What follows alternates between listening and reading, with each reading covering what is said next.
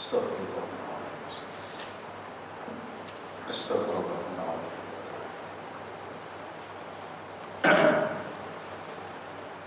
الله العظيم الذي لا إله إلا هو الحي القيوم وأتوب إليه.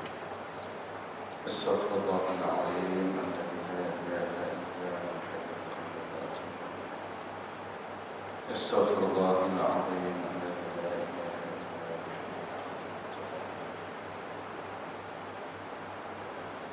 إلى حضرة النبي المصطفى رسول الله صلى الله عليه وسلم وآله وأصحابه الكرام ومن والاه. شاء بالله لهم الفاتحة. أعوذ بالله من الشيطان الرجيم. بسم الله الرحمن الرحيم. الحمد لله رب العالمين الرحمن الرحيم مالك يوم الدين. إياك نعبد وإياك نستعين. اهدنا الصراط المستقيم صراط الذين أنعمت عليهم غير المغضوب عليهم ولا الضالين.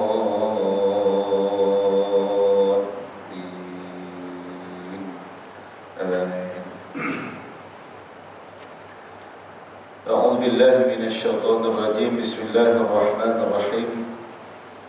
الحمد لله رب العالمين والصلاة والسلام على أشرف الأنبياء والمرسلين وعلى آله وصحبه أجمعين. سبحانك لا علم لنا إلا ما علمتنا إنك أنت العليم الحكيم. قال رب اشرح لي صدري ويسر لي أمري واحلل عقدة من لساني يفقه قولي.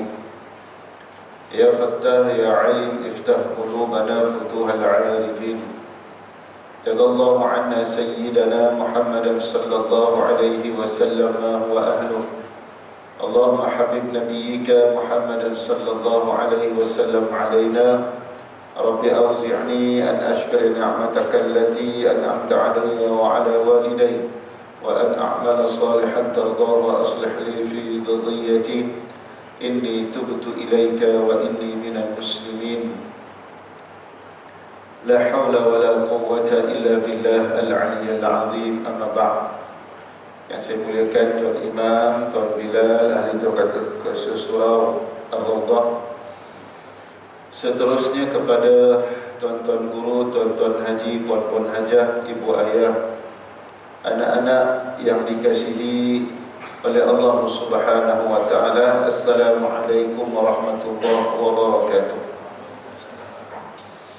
Alhamdulillah, bersyukur kita kehadirat Allah Subhanahu wa taala kerana dengan limpahan rahmat kasih sayang Allah Subhanahu wa taala sekali lagi kita dapat bertemu dalam majlis ilmu insya-Allah, dan mudah-mudahan Allah Subhanahu wa taala mengampunkan segala dosa-dosa kita.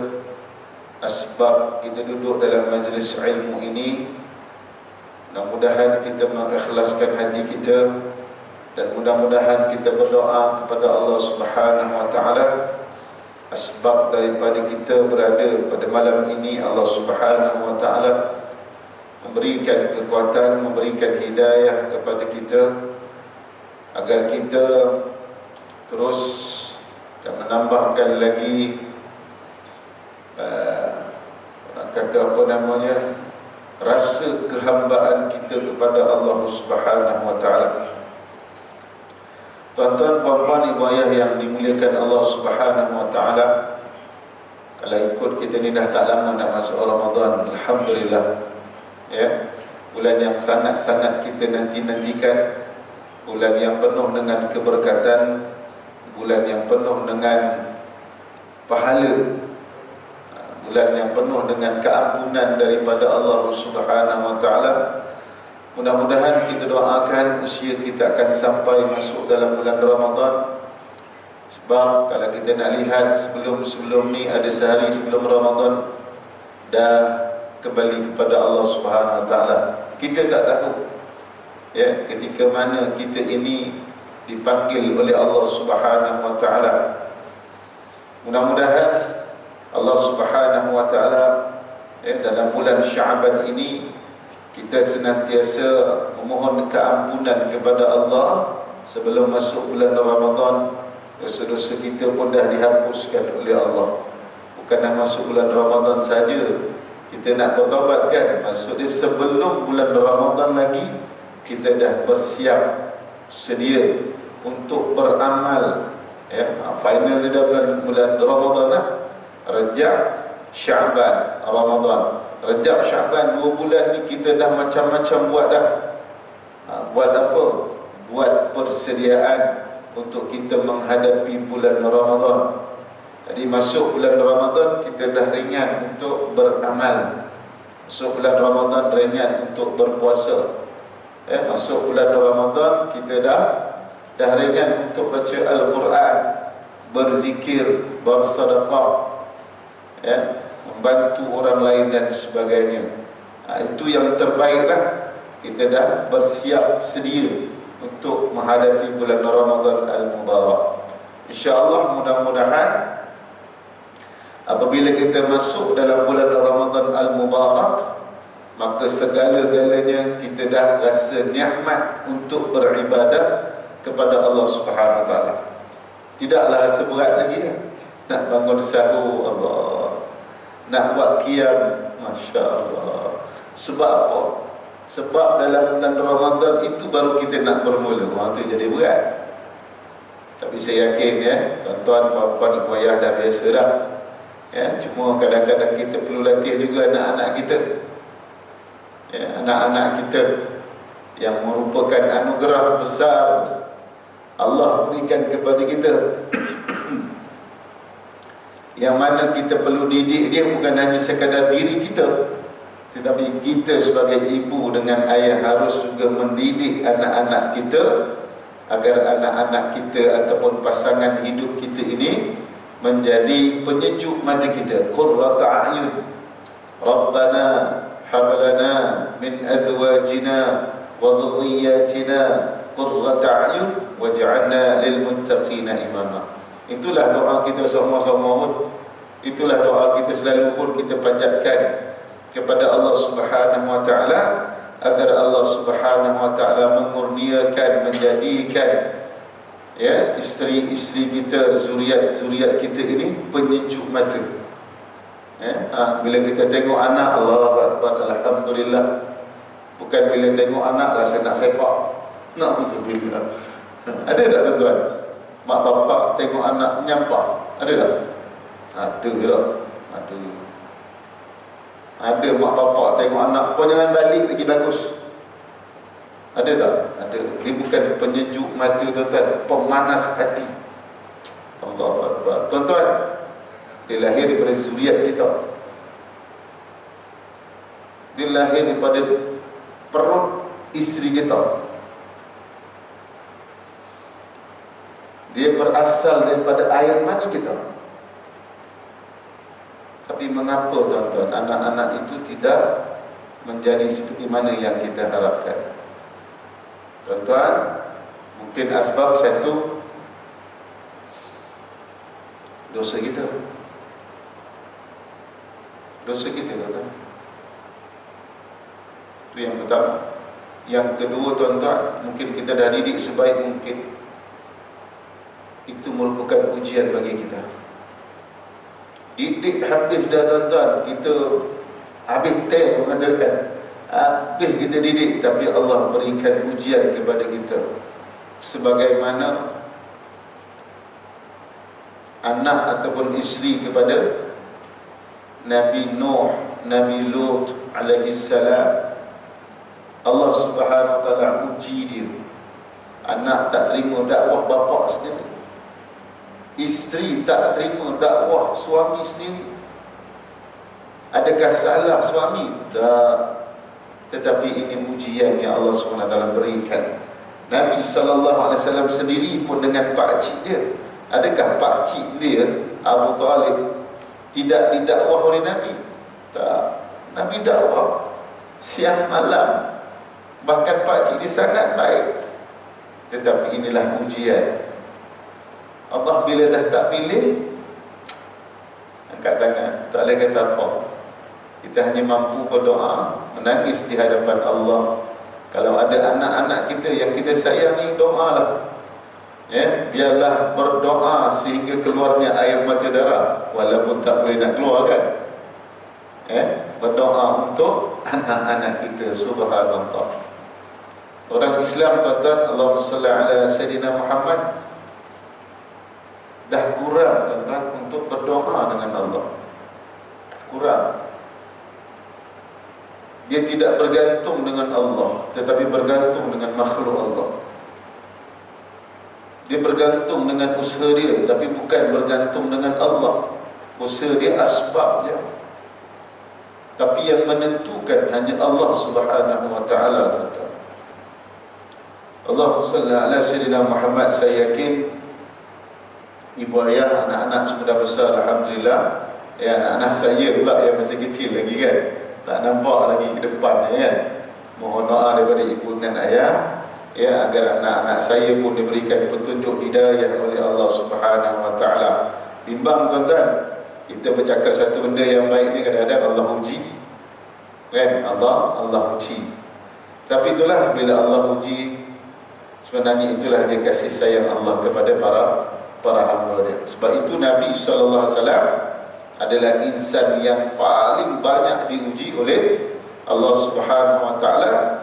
Dan baginda Rasul SAW orang yang sangat sabar dan bergantung dengan Allah, dan layaklah Nabi SAW sebagai kekasih Allah Subhanahu wa ta'ala. Allahumma salli ala Sayyidina Muhammad. Tuan-tuan, ibu ayah yang dimuliakan Allah, saya sambung kitab Penawar dan Penyucian Jiwa, Dr. Ahmad Farid, Penawar dan Penyucian Jiwa. Kalau tak salah saya, hari itu saya dah masuk yang tajuk yang pertama berkaitan tentang ikhlas, menyucikan hati kan. Kita dah masuk tentang ikhlas. Nak menyucikan hati kita ni, kita kena ikhlas. Melakukan sesuatu ibadah, sesuatu pekerjaan perlu pada keikhlasan. Barulah Allah Subhanahu wa ta'ala menerima ibadah kita. Solat maghrib tadi kita lakukan, adakah kita benar-benar ikhlas? Di antara syarat utama untuk Allah Subhanahu wa ta'ala terima ibadah kita, ikhlas. Ikhlas, tuan-tuan, Allahumma salli ala Sayyidina Muhammad. Keikhlasan ini suatu yang sangat halus. Sangat halus. Sebab itu keikhlasan ini harus kita sama-sama berwaspada. Ramai orang yang beribadah tetapi tidak ikhlas. 3 golongan yang akan mula-mula masuk dalam neraka Allah. Yang pertama iaitu golongan orang golongan ahli ilmu. Itu yang pertama, dia masuk neraka Allah. Yang kedua adalah orang yang berijtihad. Dan yang ketiga adalah orang yang berinfak. Tu Nabi sebut dalam hadis. Saya mula-mula baca, pelik pula. Kenapa pula orang yang berjihad masuk neraka? Kenapa pula orang yang berilmu masuk neraka? Ulama. Kenapa pula orang yang berinfak masuk neraka?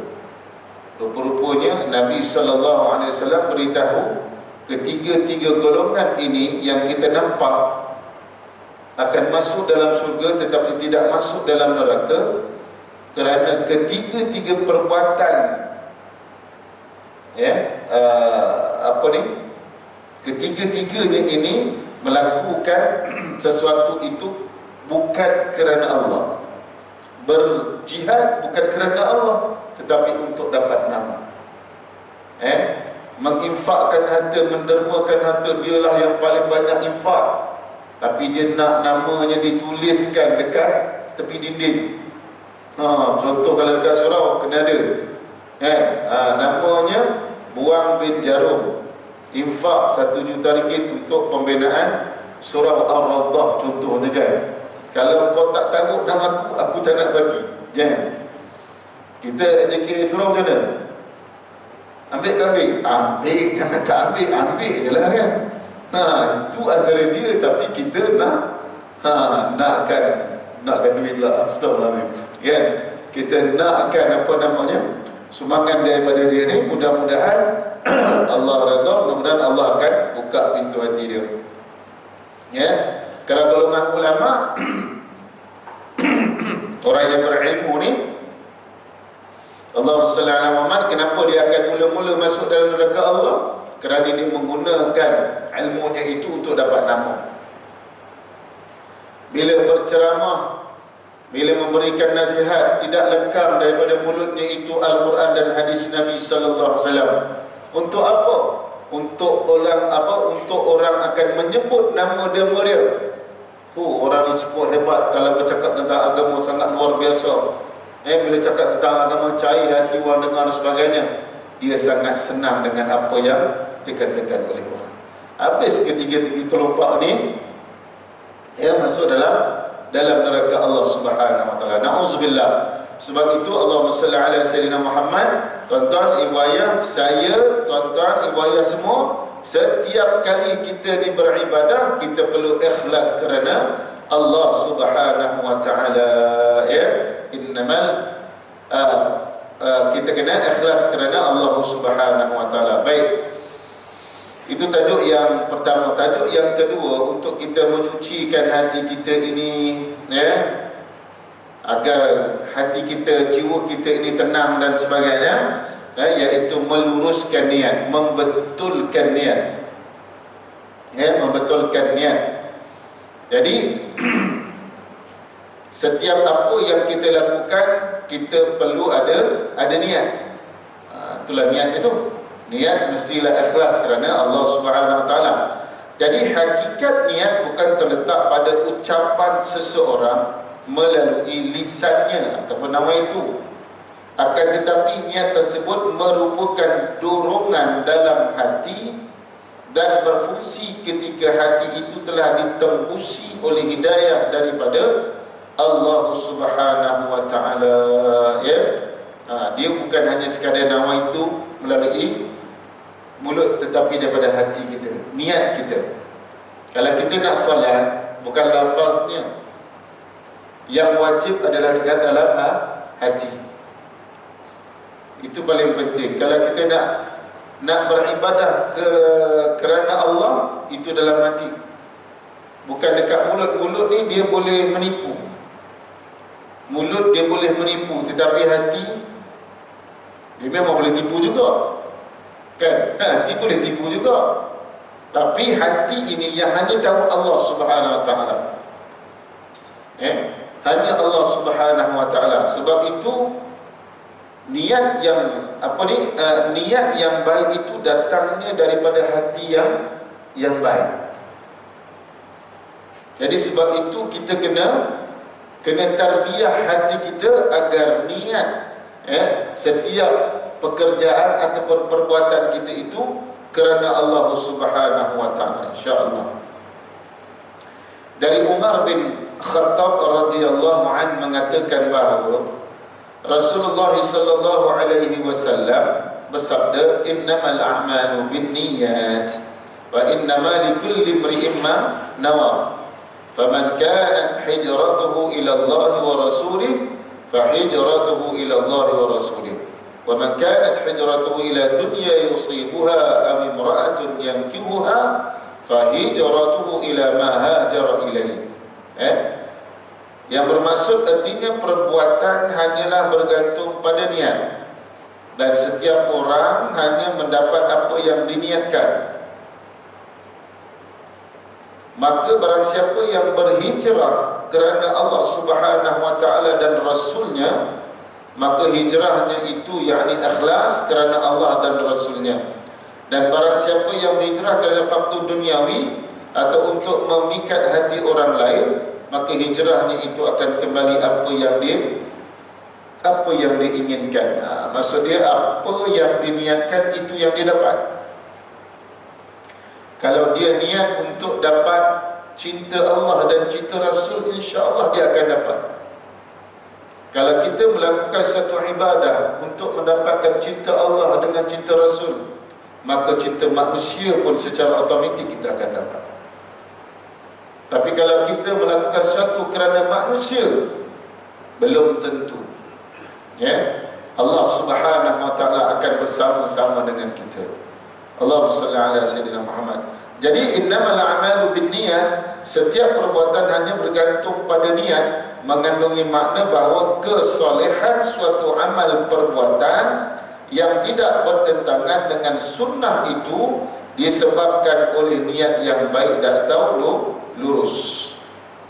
Ya, jadi satu amalan yang soleh itu bergantung kepada niat kita. Ya, kepada niat kita, itu amal yang soleh. Kalau kita datang sini, datang ke surau, niat untuk apa?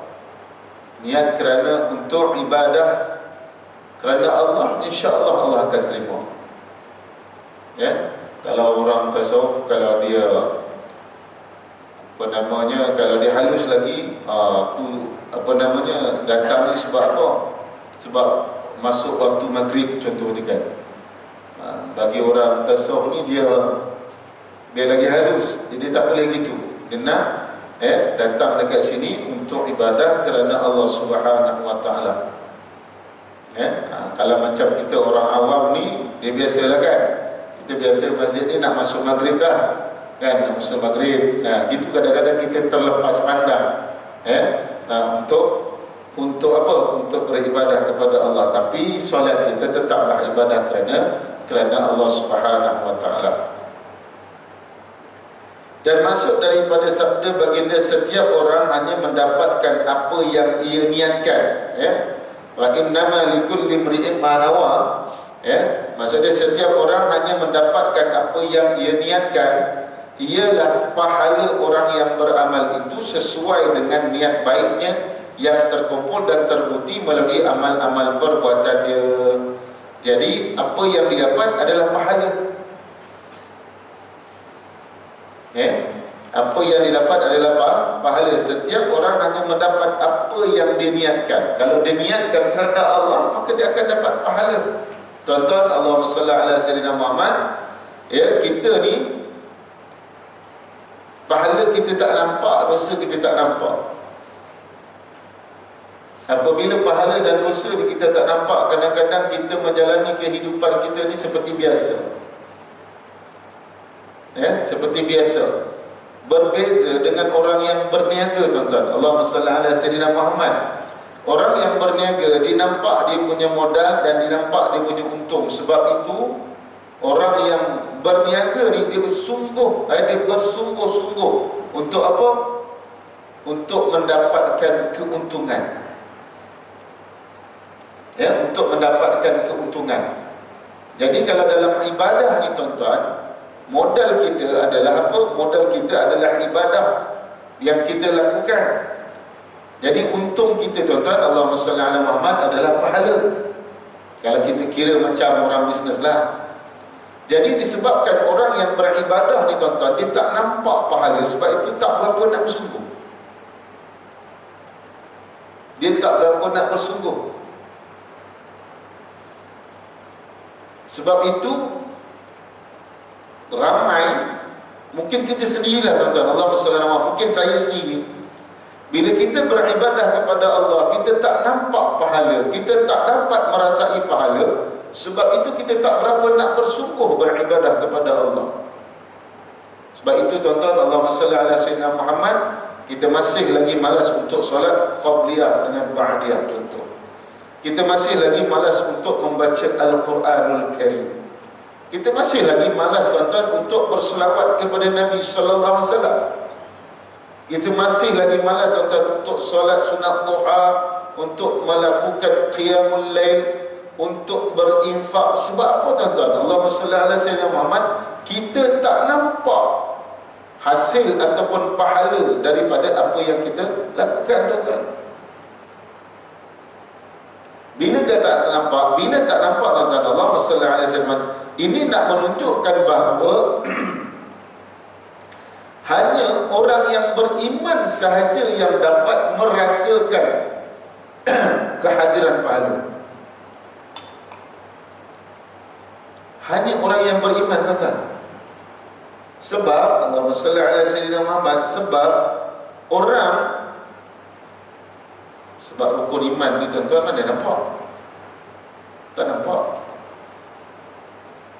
Benda yang gaib dia tak nampak, tuan-tuan. Hanya orang yang beriman saja yang dapat rasa.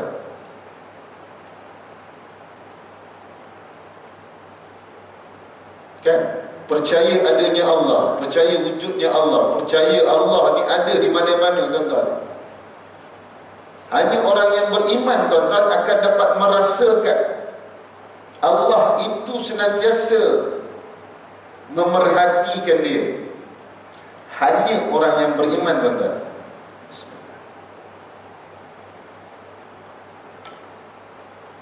Orang yang tak beriman tak, tuan-tuan.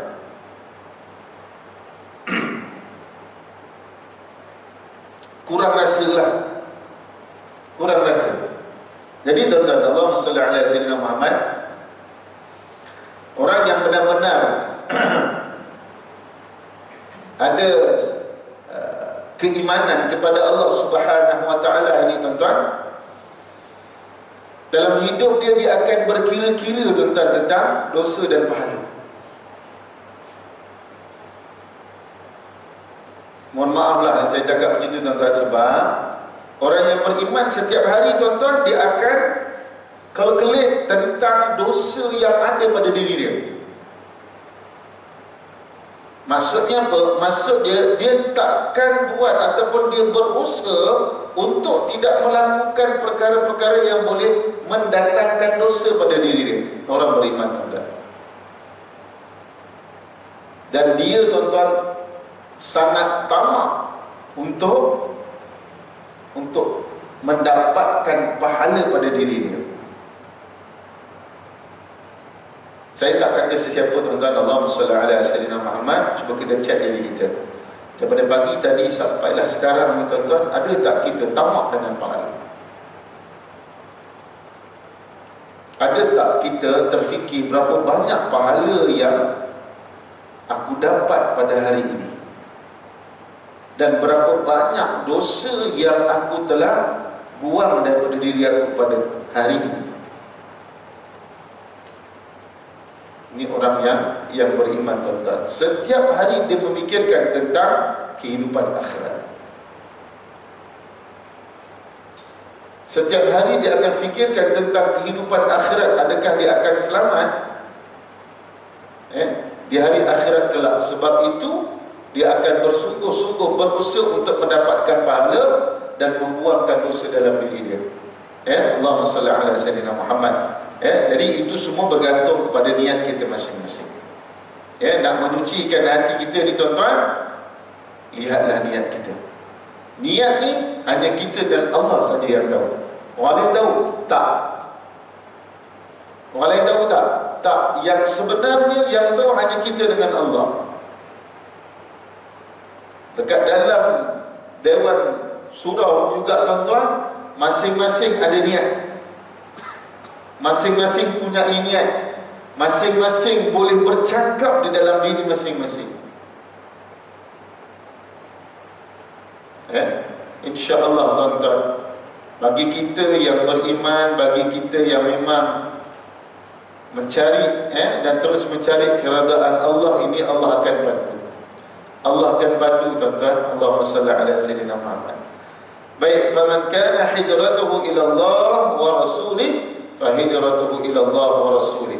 Wa man kana hijratuhu lidunya yusibuha am imra'atin yankihuha. Baik, barang siapa yang hijrahnya kerana Allah dan Rasulnya, maka hijrahnya kepada Allah dan Rasulnya. Maka dia akan dapat hijrahnya kepada Allah dan Rasul. Dan barang siapa yang hijrahnya kepada dunia, dia akan mendapatkannya. Dan barang siapa yang hijrahnya kepada perempuan, maka dia akan menikahinya.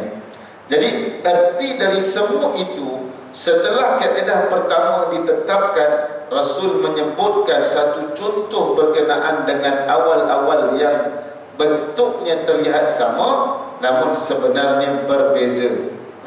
Perlu diketahui bahawa setiap niat yang baik tidak dapat memutar kemaksiatan dari sumbunya. Ya, oleh sebab itu sabda Nabi sallallahu alaihi wasallam tersebut tidak boleh diertikan bahawa perbuatan mungkar boleh menjadi ma'ruf disebabkan oleh niatnya. Tak mungkin. Tak mungkin. Perbuatan mungkar boleh menjadi ma'ruf disebabkan oleh niatnya. Maksud dia, niat tidak menghalalkan cara ya. Contoh orang pergi rompak bank, kata Allahumma salli ala Muhammad. Kenapa kau rompak bank? Aku nak sedekah kat masjid. Tak ada Allah. Tak ada Allah. Dia mesti selari tuan-tuan, niat dengan perbuatan. Kena selari lah. Kena selari. Mana boleh kita pergi apa? Kita pergi rompak bank, dapat duit dekat bank, lepas tu kita nak apa? Nak buat surau, nak buat masjid, nak infak, tak jadi apa tuan-tuan. Matlamat tidak menghalalkan cara. Niat kita, matlamat kita nampak comel, tapi cara tak betul, tak boleh. Sabda Rasulullah SAW itu hanya ditujukan khusus untuk amalan-amalan yang bersifat ketaatan dan mubah, kerana ketaatan suatu saat dapat pula berbalik menjadi maksiat. Boleh berbalik kepada maksiat disebabkan niat yang buruk. Di lain pihak, perkara yang mubah, yang harus, boleh menjadi suatu amalan yang baik ataupun maksiat juga kerana niatnya. Adapun maksiat sendiri tidak akan berbalik menjadi ketaatan oleh niat yang baik. Jadi kemaksiatan yang diikuti oleh niat yang buruk dan ada unsur kesengajaan, maka berlipat ganda pula dosa dan seksaannya di hari akhirat kelak. Kalau memang orang ni memang niat dah jahat, lepas tu memang dia buat jahat, maka memang dapat dosa tuan-tuan. Jadi Allahumma salli ala Muhammad. Kalau orang yang memang asalnya niat baik tuan-tuan, sebab dia perkara yang harus kan. Bila dia niat yang baik, tapi last sekali tuan-tuan, dia ibarat kata nak menunjuk sesuatu yang dia buat itu kepada orang lain, maka niat itu telah bertukar menjadi yang tidak baik, maka dia tidak dapat pahala tuan-tuan. Sebab perkara yang harus ni, dia boleh pergi baik dan dia boleh pergi tak baik. Contoh tuan-tuan, seseorang yang makan nasi ini adalah perkara yang harus. Pada dasarnya al-aslu fil asya al-ibahah. Suatu yang asal pada sesuatu itu adalah harus. Contoh makan ni harus tuan-tuan. Tapi kalau sampai satu tahap, kalau kita tak makan mati, maka makanan itu jadi wajib. Asalnya harus, tapi kalau kita tak makan, dia jadi wajib untuk kita makan. Satu. Yang kedua tuan-tuan, kalau dia harus, tapi kalau kita makan terlalu banyak sehingga memudaratkan diri kita tuan-tuan, maka makanan itu jadi haram.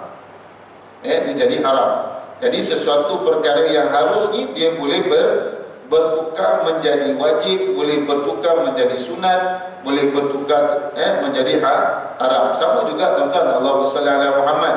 Anak-anak kita ni tuan-tuan, kadang-kadang dia rajin main futsal. Asal ni tuan-tuan nak bagi sihat, betul tak? Dia hujah dengan bapak kan, apa? Al-aqlu salim fi jismi salim, kata akal yang sihat daripada tubuh badan yang sihat, dia kata.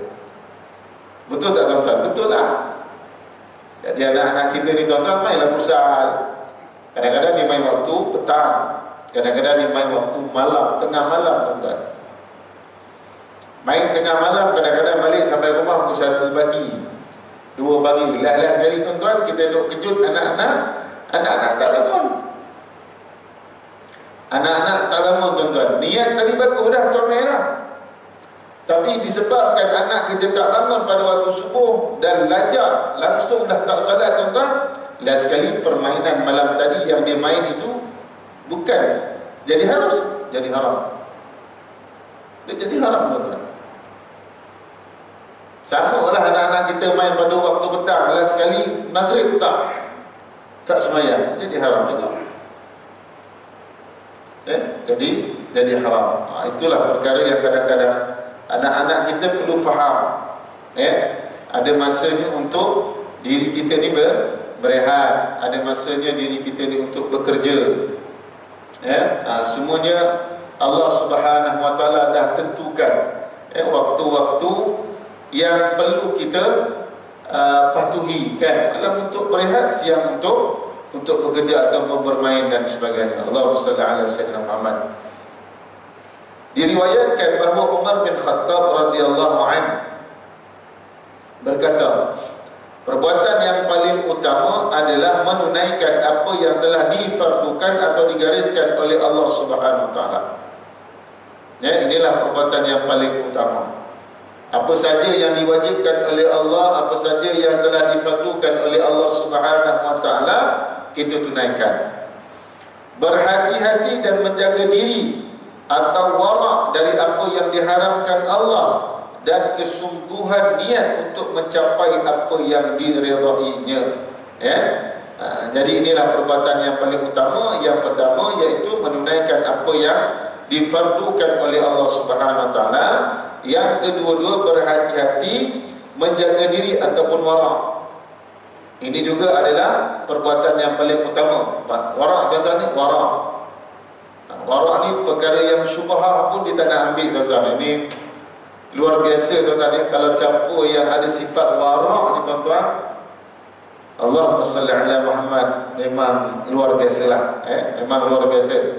Orang wara' ni, tuan-tuan, sangat dijaga. Makan pun dijaga. Kalau nak makan kat kedai dia tak ada, tuan-tuan. Dia nak beli-beli barang pun dia tengok habis, tuan-tuan. Halal ke tak halal, cop halal ni, halal Jakib ke, halal Thailand ke, halal, dia semua tengok. Dia warak, tuan-tuan. Warak, tuan-tuan. Orang yang warak ni sangat luar biasa, tuan-tuan. Dan kesungguhan niat, itu dia, kesungguhan niat untuk mencapai apa yang diredainya. Ini adalah amalan yang utama, kesungguhan untuk niat kerana mendapat redha Allah Subhanahu Wa Taala. Kita berikan laluan azan isya seketika, insya-Allah. Bismillahirrahmanirrahim.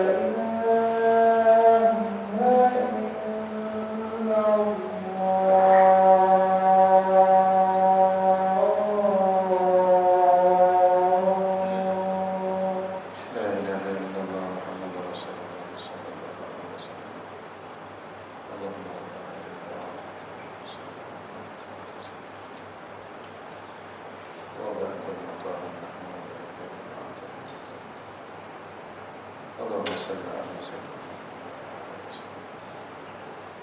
Tuan-tuan, bapa ibu ayah yang dimuliakan Allah Subhanahu wa taala. Sama sikit ya.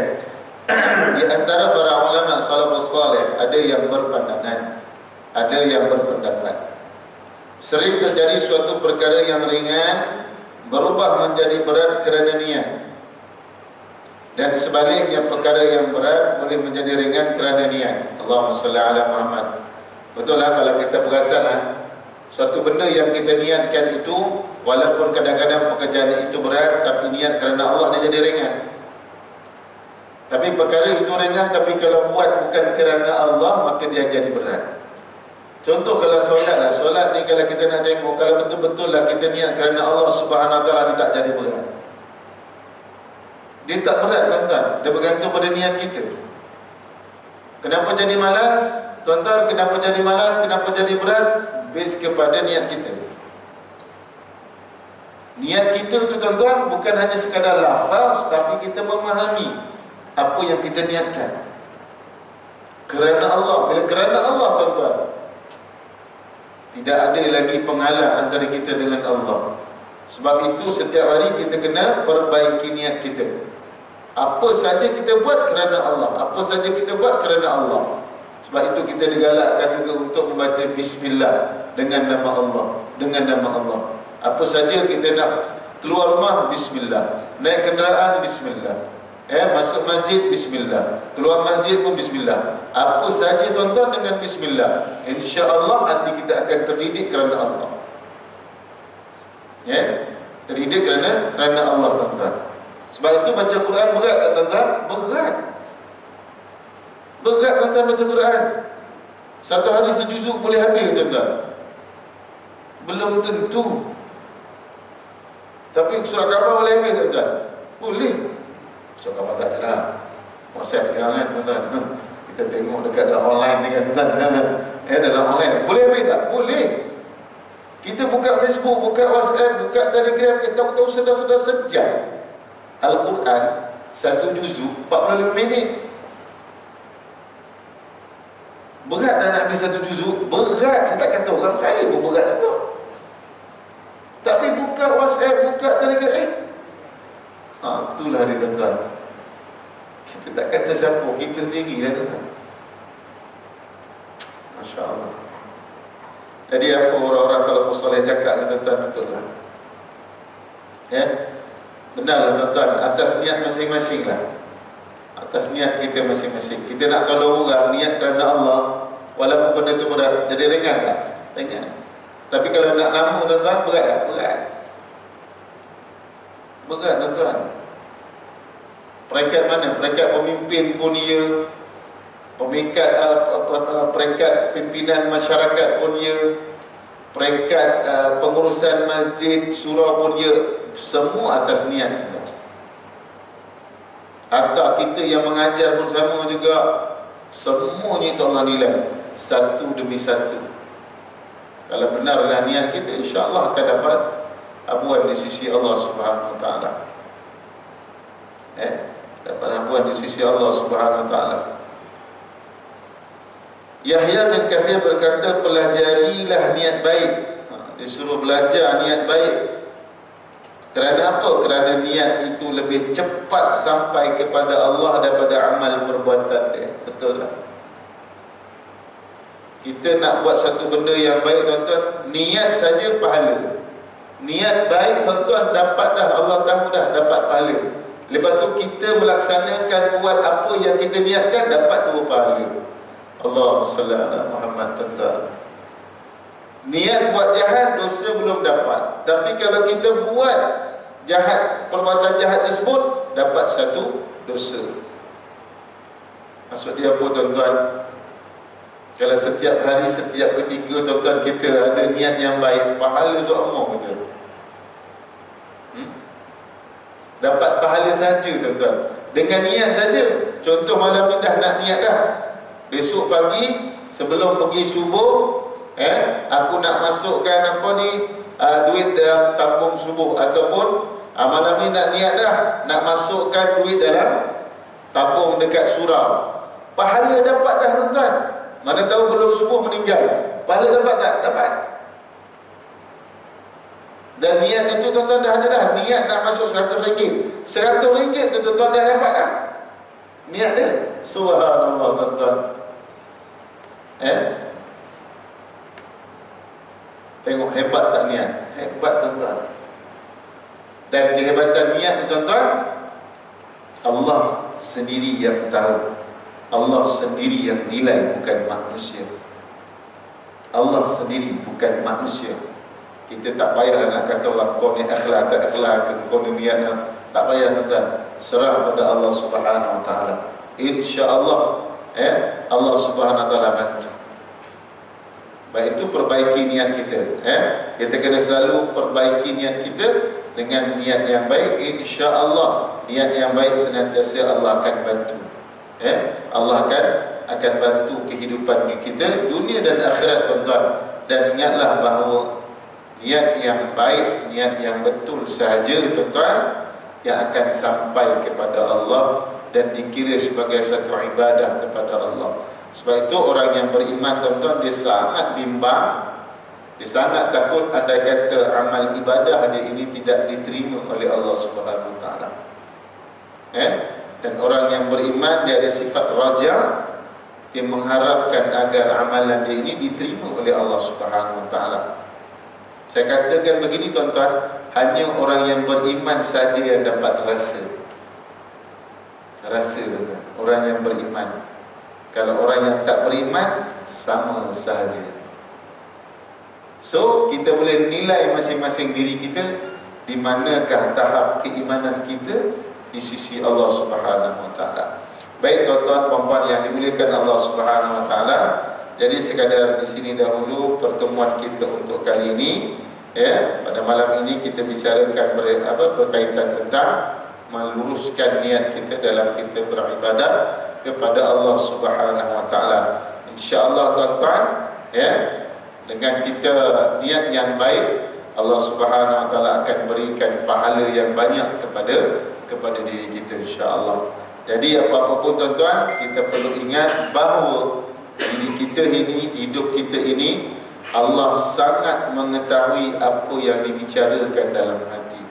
Maka perbaikilah hati kita, maka perbaikilah niat kita agar segala amalan kita ini diterima oleh Allah Subhanahu Wa Taala. Jadi sekadar di sini dahulu, mohon maaf banyak-banyak andai kata ada salah dan silap daripada saya, terlebih kata terkasar berbicara. Yang baik daripada Allah, yang kurang yang lemah daripada diri saya sendiri. Kita tutup dengan tasbih, kafarah dan surah Al-Asr. Subhanakallahumma wa bihamdika asyhadu an la ilaha illa anta astaghfiruka wa atubu ilaik. Bismillahirrahmanirrahim. Wal 'asr innal insana lafi khusr illa alladhina amanu wa 'amilus shalihat wa tawasaw bil haqq wa tawasaw bis sabr. Wabillahi taufiq wal hidayah. Assalamualaikum warahmatullahi wabarakatuh.